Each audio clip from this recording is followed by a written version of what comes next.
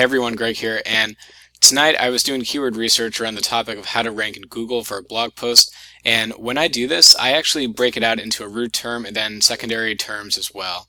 And I thought, what better way for me to share what this means than just to record a video. So, how to rank in Google 500 plus searches per month. Now, I use Keywords Everywhere, actually. It's a plugin. I can include it in the video below. But I can see all these related search terms here on the right. Now, these all have great search intent, volume, interest. They make a lot of sense for me to go after. I'm going to show you one term right now that I think is important for me to go after. It's how to get on Google first page for free, 170 searches per month. So I'm going to put that right into Google, at least in a second tab.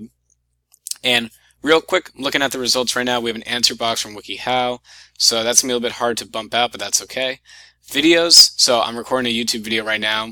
Google's actually showing 3 results, 2 of which from 2010, so that's an opportunity to outrank them.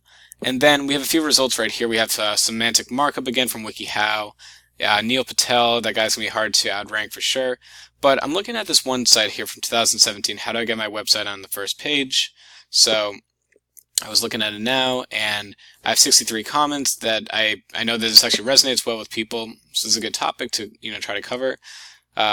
He or whoever wrote this, there's a lot of some fairly good content. He has some visuals too, a lot of things to really consider. So if I look at this just from a visual standpoint, I know kind of what I need to do. Have a video, have some questions, how, the who, what, where, when, how, why. Those are really good topics to cover, especially for this type of search intent. Now, what I'm going to do next is I'm going to go right into SEMRush. And SEMRush is a tool that I use. It's similar to Moz and Ahrefs, Conductor, Bright Edge, all that. But I just prefer it. So I'm going to put in their URL right now. I'm going to show you guys exactly how I'm going to find out all of their terms that they rank for. So go to SEMRush. Go to Organic Research. Now, Control V, or if you're using a Mac, Command V, put in their specific URL, and now I'm going to see that this page gets about 700 or so searches per month. Now, of course, it's as of July 2018, so it's also dependent on when SEMRush last updated their results. You can see some are from May and some are from the 12th of June, so it doesn't matter. It's just more of a guideline.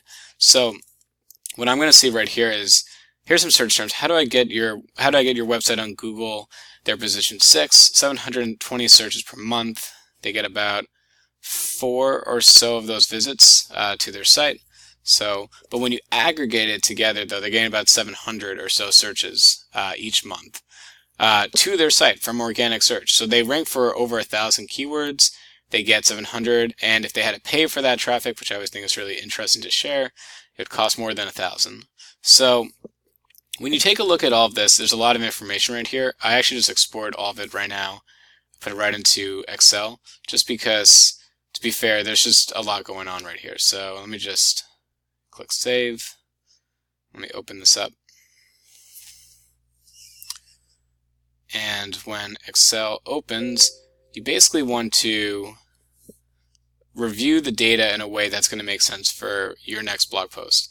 This is my blog post, so I'm sharing it with you guys right now, but any topic that you guys do, it's relatively the same process. So I'm going to create a filter at the top. I'm going to get rid of some things that don't matter right now. These things don't matter to me. Traffic costs all the way. We don't need this. I don't care about the CPC because I'm not going to bid on the term. Keyword difficulty index, I don't care about that. Their position, so this is actually what I'm going to look at. So the first thing that I do now is I'm going to create a numbers filter. I'm going to do a between. So is greater than 10 but less than 21, which basically means, are they on page 2?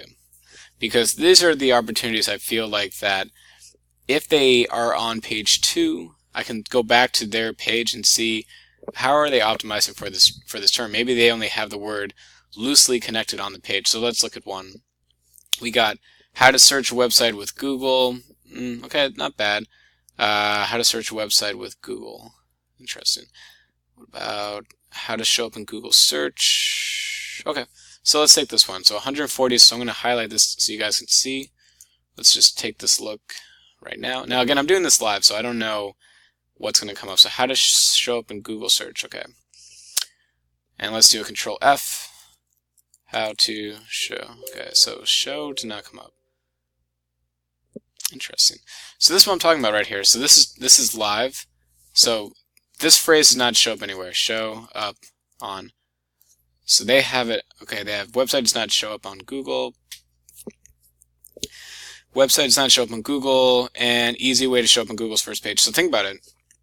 From a perspective, a competitor research, Google knows that they semantically rank on page 2. They are the top position. How to show up in Google search, because as a phrase match, they use the word show up 3 times on their page, but they actually do not cover this query right here. So what I would do is I would actually mark it. So I'm going to say right here, I'm going to write down notes, and I'm going to say right here, do not, or they don't use this exact term. Now, one thing I want to stress is that don't look at this Excel document and say, I got to include all of these terms here exactly how they're written. That's not the point I'm trying to make. The point I'm trying to make, though, is that Google is very smart, and they know that here's the topic around how to basically get to the top of Google for free. And the way that the post is written, they have a lot of semantic terms that they also start to rank for as well. So my suggestion is that when you are going to write your blog post, or what I'm going to really do tonight, is I'm going to look at the terms between 11 and 20 as opportunities, because if I can just make it a little bit more precise, still covering the same topic, but still making it a little bit more precise than what they are doing, and I fetch it as Googlebot and Bingbot, and I do some internal linking on my site if I really need to get it kind of more crawled more often. These are the opportunities, because I can see the competition is pretty low. So it goes to a 1.0, which means it's very difficult, and a 0, which means it's very achievable. So there's a lot of opportunity right here. So I hope this video is helpful. I hope you can see some insight into what you can do for your blog research. And as always, if you have any questions, feel free to leave a comment. And thank you very much for watching this video, and enjoy the rest of your day.